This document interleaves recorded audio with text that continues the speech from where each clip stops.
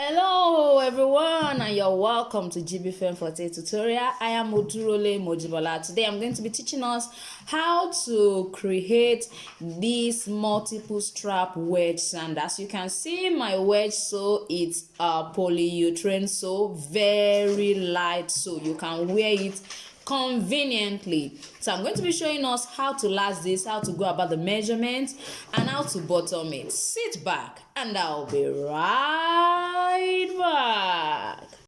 Now, for this kind of wedge, when I want to create the insole, what I do most time is create the pattern. You will find out that sometimes when you create pattern for an already made wedge sole like this, you find out that it does not uniquely fit into the insole, into the sole. So what you can do is get a plain sheet or you get a brown paper and place it on it. As you place it on it, you are going to create a uniform shape out of it. So what I need you to do is to let it go this way. Just do that gently and uniformity. You do that. You can see that it's perfectly forming the shape for us. Don't forget, we want it to sit inside. So even if you cannot meet up with the inner part, but you can meet up with the outer part, I mean these edges, you can see that it's forming the shape for the edges already. Now you can see that it already has a shape. I'm going to pick up my pen and use it to outline it. Now see what I'm about to do. I'm going to pick up my pen, then I want to make sure that it sits inside. Let it sit inside. You can see the way I'm pressing it, my paper is sitting inside. Make sure you don't use a paper that is too hard. A brown paper will be okay, or an A4 paper. If your A4 paper is a bit small, probably it's not as long as the sole, you can join two together. So you can see that I've formed the shape perfectly well. So I'm just going to use my pen just to get what I need. Of course, after doing this, we still have to check and trim it out, but then it will have given us a perfect shape for our insole. We have been able to do that. So I'm just going to cut this out so that we can see how it looks like. Now, if you look at it, you will find out that I try to cut outside my pen. I try to cut it outside my pen and not directly on my pen, because I will prefer that I have a wider pattern than to have a smaller one. If I have a wide pattern, I can trim it in. Now you can see that cutting it outside still gave me a good shape for this particular front. So I would suggest you start by cutting it out. Then when you find out that, oh, this is a perfect fit, you can see the way it's perfectly fitting it. But this side is still having some little excesses outside. It's still having some excess. You can decide to reduce that as well and use that to cut out your insole. Now for your insole, you can decide to make use of Marco and cardboard, or you make use of a Nora inside.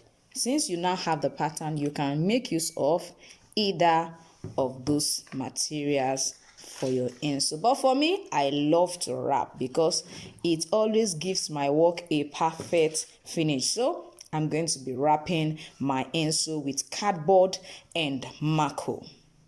Now here is Marco and this is Nora. This is more like a plastic or rubber like, Why this one is more of a foam. Now I'm going to be using this kind. I'm not using this color. I'm going to be using a black color. Now you can decide to wrap your Mako alone. If you are working with a wedge sole such as this, you can wrap your Mako alone, but ensure that you are wrapping a Mako that is at least 3mm to 4mm thick. Between 3 to 4 will be perfectly okay if you don't want to use a cardboard. But if you are using a cardboard, I would suggest you use a 1mm or 2mm Mako plus your cardboard. So you can decide to do it either way. Either you use your Mako alone, but ensure it's a 3 to 4mm Mako. So that will be, as that has to do with thickness. Please, when I say 3mm, I mean the thickness of the Mako, which is from here to here. That is what I mean. So let me just go ahead and wrap my insole. Wow, I've wrapped my insole. So just do same to your own wedge as well. Don't forget, is a Strappy Wedge Sandal. So since it's a Strappy Wedge Sandal, we are going to quickly go ahead and measure our strap. Now for this particular side, don't forget it has a cross on this side. So I'm going to try to show us how to measure. Ensure that you have about 1.5 under, and then this side too you have about 1.5. This is about 8.5. So 8.5. You also have this way 8.5.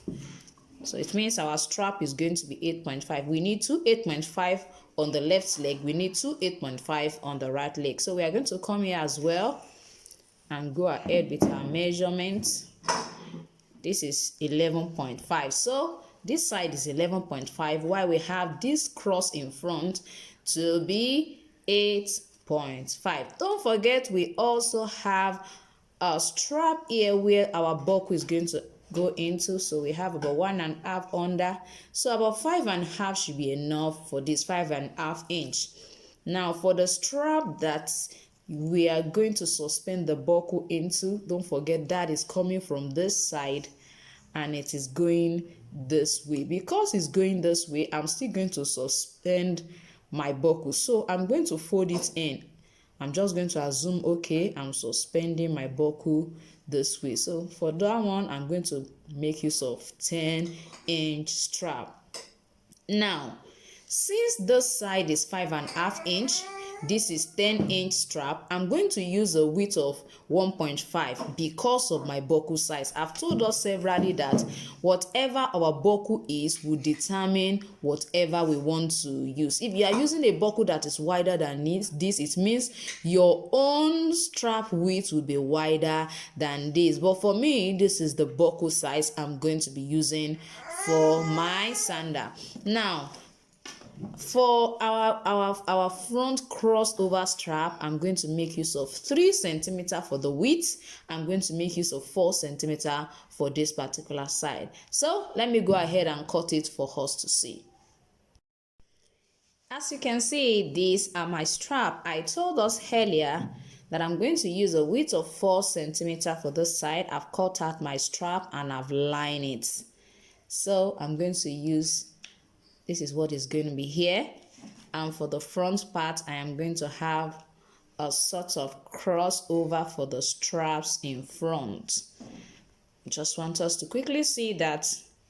So this is what I'm going to be having right on my Strappy Wedge Sandal.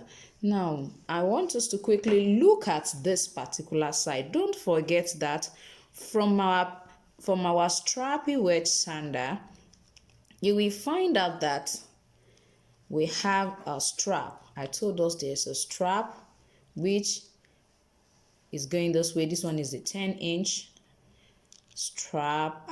That's the one we are suspending the buckle into. I've taught us how to suspend buckles like this. So don't forget, this is coming this way. And we are going to be having the smaller one, which is about 5 inch. Also 1.5 centimeter wide. So we have it going this way. I just want us to quickly see that. So now, as you can see, the two strap is suspended. It's going to actually pass through, not suspended. It's going to pass through this our belt, this our strap here. So what you need to do is try to check where it will pass through before you open it up. Since it's going to go ahead and go into this place, let it come like this. It means it's going this way. So we are just going to pick these points. Just pick the center here and here. It means you are going to just punch these two sides, punch the two sides, then open it up for this particular strap to pass through, because it's not just going to be outside, it's going to pass through this belt. And you're going to do the same thing to this other one as well. So I would suggest you place on your lace.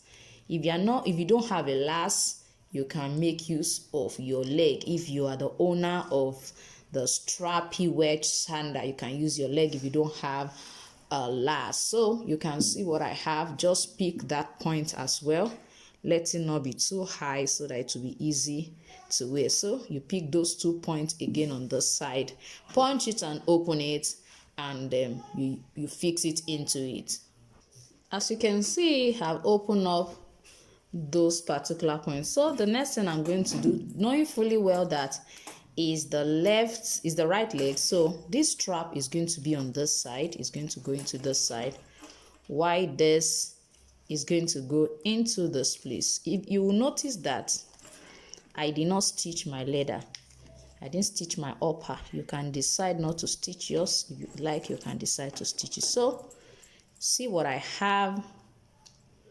After that, I'm going to have this here. So this is coming this way. I'm going to go ahead and punch this. Don't forget, you need excess that will go under. And at the same time, it must go into your buckle. So you can see what I have. You can see what I have. So I'm just going to go ahead and lace my wedge sandal. Now for this, don't forget, I always try to use my hand so that we can use our hand as well. For this type, I'm going to be using this part and this part here. So I'm just going to place my lace on it and go ahead and lace it. This is actually the only place you need to know how to. Now if you want to place it, don't place this way. You have to place this way. You have to place it this way, because you know that it's coming, this is coming down. If you place it like this and try to move it this way, it may not be well placed. So you have to really be careful when you are placing your hand here. So we're going to basically start from this side. I'm going to start this way. As you can see, I've placed that. I'm going to do the same thing to the other side as well.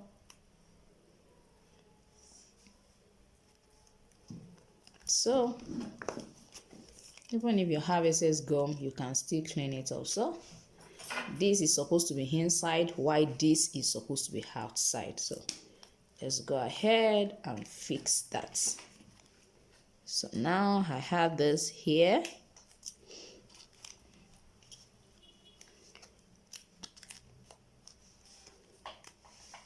And I have this on this other side. So I have my front perfectly laced like this. I'm going to go ahead to the back and then lace the back as well. Now don't forget that the placement of the back, you don't have to bother yourself about how it looks like. Just go ahead and use the size of your lace, as long as it is the size of the person you are working with. So I'm just going to work with it this way. Sure it's firm. So I'm going to come to this side and make sure it's firm as well. So you can see what I have here. So, and for this side, we have to pay attention to it as well. So this is going in here. All these ones, you don't have to bother yourself about their placement. The amazing thing is that they sort themselves out automatically. So you can see what I have. So I'm just going to place it on the second insole and then do the same thing, and I'll go ahead and last my multiple strap wedge sandal. You can see where it is. So this is what I have. Now I've already applied my gum. The next thing is just to bottom my wedge. So I always love to start from the back. So ensure that you can see my left hand is holding this and my right hand is holding this. It's easier for you to direct or place it the way you want if the main sandal is on your right hand. But if you are a left-handed person, you can decide to do otherwise. But if you are used to your right hand, please just place this way. Place it this way. You can see I'm trying to make sure that it covers up properly at the back. So you can see I'm still holding the remaining side. I'm not allowing it to touch the wedge yet. I'm going to come to the front again, try to fix it again, ensuring that it stays properly. So I'm going to use my hand to begin to direct it gently. So I was going to direct it gently.